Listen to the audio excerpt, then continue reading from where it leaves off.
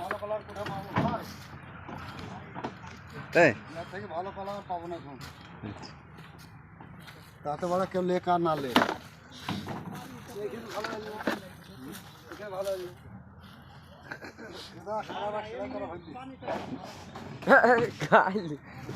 বিখ্যাত রিভিউ দিয়ে রিভিউ ভালো আছেন ভাই?